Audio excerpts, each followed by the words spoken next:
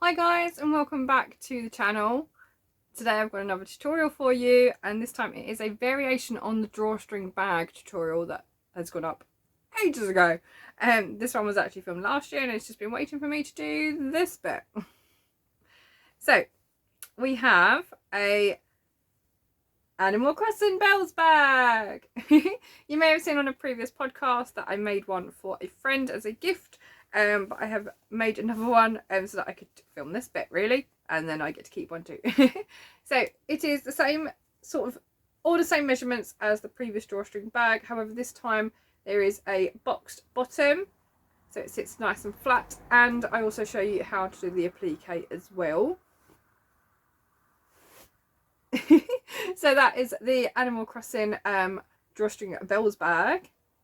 And if you have also tried the zippy pouch tutorial that I put up, you could also try adding the start to a zippy pouch as well. And this time I've just put the same cord I used for the drawstring bag as a little handle, and it's got a red lining the same as the other one. So I hope you enjoy this tutorial, and please do share your makes over on Instagram or Facebook.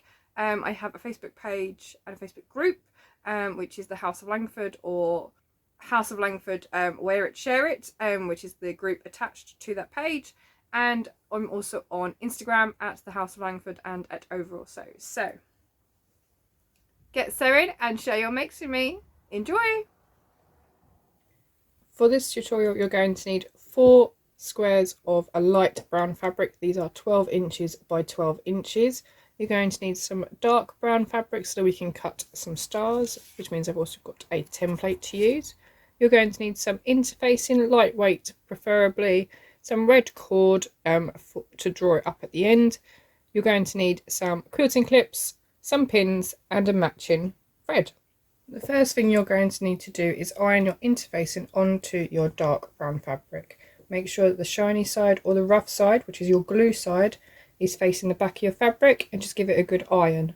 Then what you can do is trace around your star template, and you're going to need to cut out 2 stars. Once you've got your stars cut out, you can use a quilting ruler, and we're just going to mark the very centre of our fabric. So I know my fabric is 12 inches, so my ruler is 6 inches wide. I've just put a line across the centre, spun it round, and done the exact same going the other way. So I have a big cross in the very middle of my work. I can then line up my star on the middle of those lines, and if I want to make sure that both of them are in the exact same place, because you're going to need to do this for both of your stars, so one for each half of your outer, I'm just going to measure so that I know that they're both roughly in the same place. Once you've got it where you want it, you can then pop some pins in, grab yourself a needle and thread, and tack that into place before we move over to the sewing machine. Remember to use a friction pen when you're drawing your centre grid. That way it will iron off when we're finished and you won't have to worry about any pen showing on your work. So we can see that I've got a tacking stitch in there. It's just a very simple running stitch. I've used just a white cotton to do that with a needle, and now we're going to sew it on our machine. Now we're going to use a satin stitch, so I have changed my stitch to a zigzag, which is my number 8 on my machine. I've then changed the width so that it is a little bit smaller than the largest, so I'm at a 3.5. And I've changed my length so that all my stitches go closer together, and I've put that to a 0.7. This gives us a really nice satin stitch. Now if you've watched my cupcake tutorial, you'll know that you need to line up the middle of your presser foot with one edge of your shape fabric. I'm going to start it off with a little knot. And then I'm just going to continue this zigzag all the way around, pivoting as I go.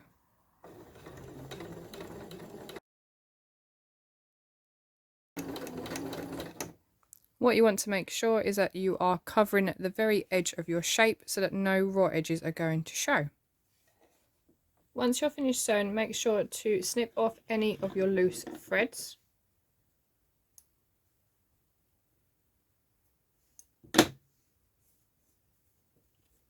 And then you can remove that tacking stitch that we put in at the very beginning.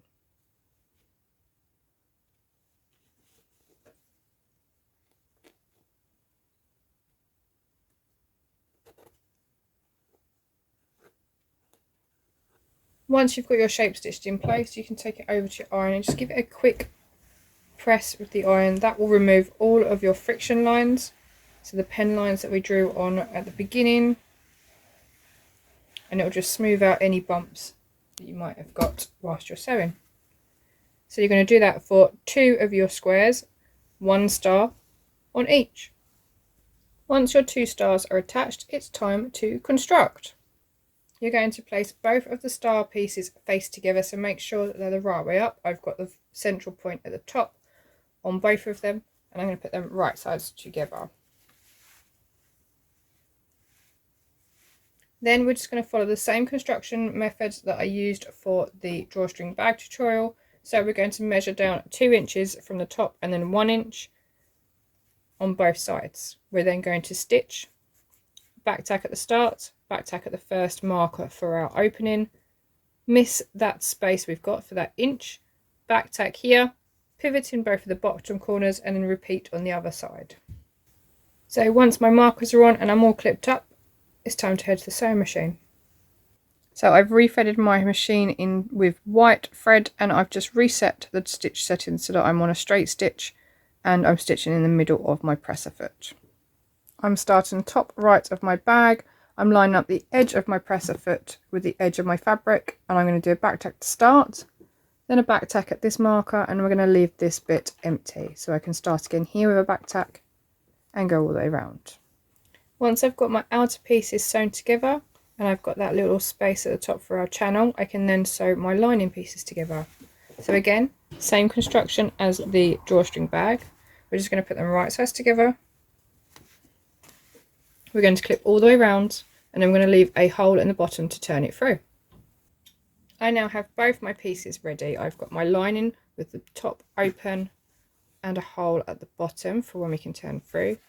And again, my outers, I've got the top left open, and I've got spaces for each of my channels on either side. Now we're going to do something called boxing. So we're going to take the squares out of each corner, and then we're going to sew those up too. This is what's going to give us our 3D shape. For this bit, you're going to need a friction pen and a quilting ruler, or a tape measure will work as well. We're going to draw some boxes and then we're going to cut them out. So what I'm going to do is line up the 2-inch line on my ruler. So each of my bold lines is an inch. I'm going to line that 2-inch line up on my stitch line.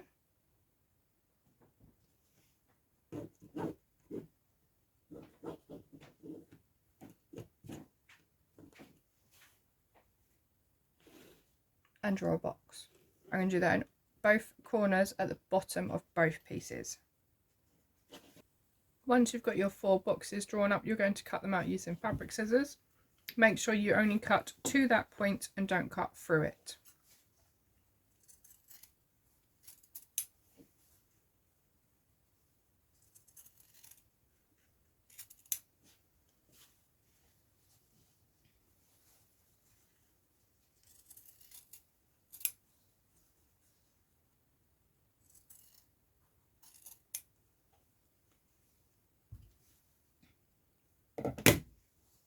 So you'll end up with 2 pieces that look a little bit like this. Once your squares are all cut out, you're going to pull the fabrics apart and pull it so the seams sit nice and flat. So you can see both of my seams there, one for bottom, one for top. If you push them open, this will help it to sit nice and flat. So I'm just lining up that central seam. You can pop a clip on there. And you want to make sure that that is nice and flat. So we're going to put a couple more clips in. And I'll show you again. So moving to the other side, I like to make sure I can see my clips on the bottom. So this is the opening for our bottom. Again, just pull very carefully, because you've not got any back tacks there to hold your stitching in place. So just very carefully pull it apart. Press your seams open so they sit nice and flat, and you line those up in the middle. Again, pop some clips on to hold it in place, and you're going to do this for all 4 corners that you've cut the boxes out of. Once you're all clipped up, you can head over to your sewing machine, and we're going to sew along that line, just along here, with the edge of your presser foot on the edge of your fabric. Now what you'll find is that the needle needs to sit on this point here.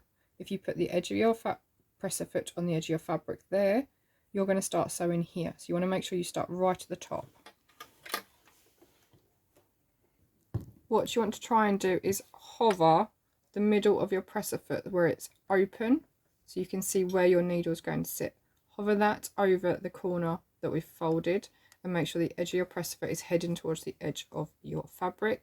You're just going to do a back tack at the start, and then do a back tack when you get to the bottom as well, just to secure, and you can do that for all 4 corners. Once you're all sewn up for all 4 corners, just make sure you trim off your extra threads, and we're going to start putting this together. So the first thing that we are going to do is turn our lining the right way out, and we're going to pop it inside our outer. So open up your outer, pop your lining inside, and we're going to match up those side seams. So you're keeping the outer the wrong way and your lining the right way. So I'm just matching up my side seam, which is in there, and I'm going to clip all the way around this top opening, and then we're going to sew a 1/4 inch all the way around. So let's pop some pins in with some clips. In order to sew this on the sewing machine, you might need to take the end of your machine off, so the bottom part, which is your extra storage compartment, that will need to come off just to fit this around. It's a little bit easier then to maneuver it around your sewing machine.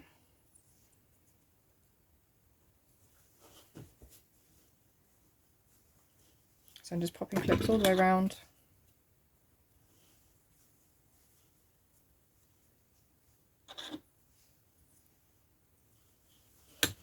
And then once I'm done, I'll head over to my machine. Once you're all clipped, it's time to take the side of your machine off. All I have to do is put my hand underneath the side and just pull gently, and that will remove that part of my machine. I then have all this space here to get my bag in. So I'm going to pop that over the edge. Again, line up the edge of my presser foot. I'm going to do a back tack, and then I'm going to go all the way around, taking off my clips as I go, and then finish with a back tack where I started. Once you've sewn all the way around, check that you've got a stitch line on the inside and on the outside. Reach down to the middle, find the opening for your lining, grab hold of your outer fabric and pull it all the way through. So now we're going to turn it to the right side. Just be really gentle with it.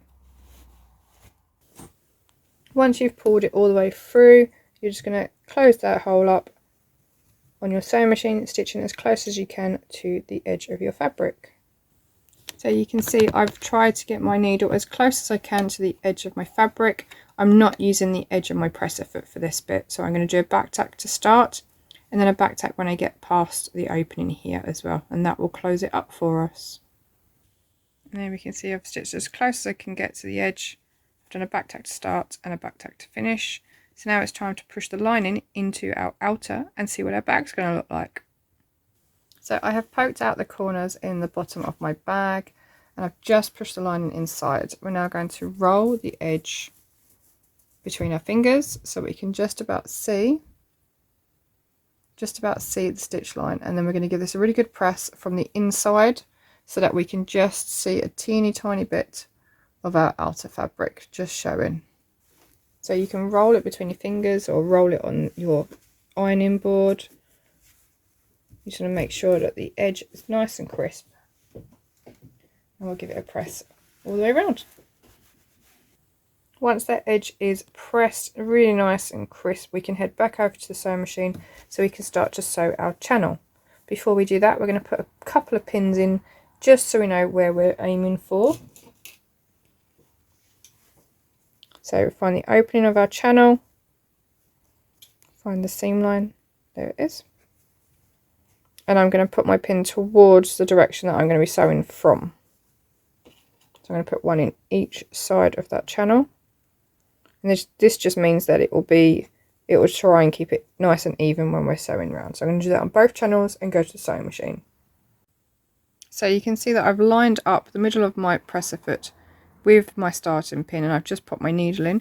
Now we can see that it does line up with the edge of my base plate, but what I'm actually going to do is use this washi tape here to give me a guideline just down the side, and that's going to help me keep it nice and straight all the way around.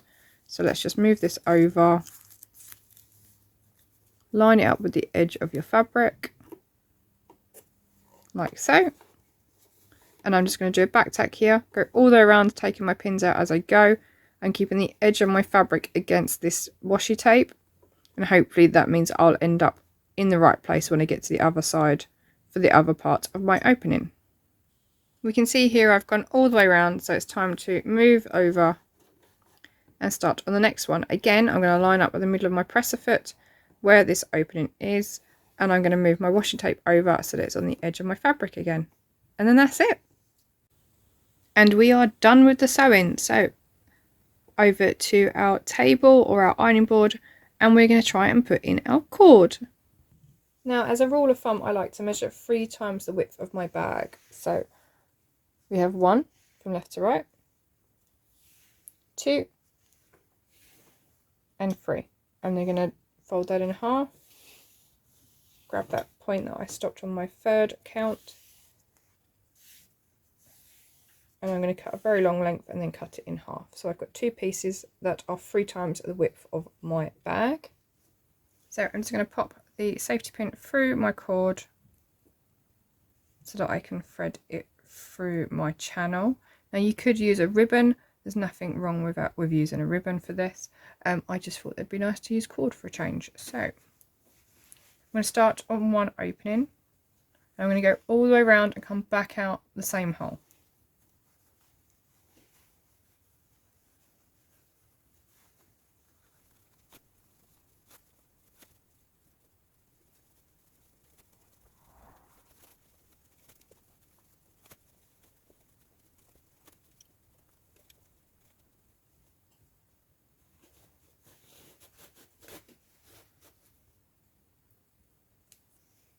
Okay, so that is one piece in.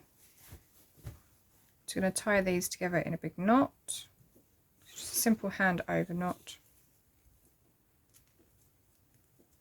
And then I could put some nail varnish on the ends of those cords just to stop them from fraying. So make a nice knot. And if you wanted to, you could put a dab of E6000 glue or something onto the cord itself, and that will help to keep the knot nice and tight. Okay, so I think that's good enough. Now we're going to do the other side. So for the other side, we're not going to go in the same hole. We're going to swap it over, go in the other hole, go all the way around, and again come back out the same hole that you went in. So there we have it. Our drawstring is in. So we just have to pull. And we've got our little star on the front and on the back. And that is a perfect little gift for any Animal Crossing friend. All we need are some bells.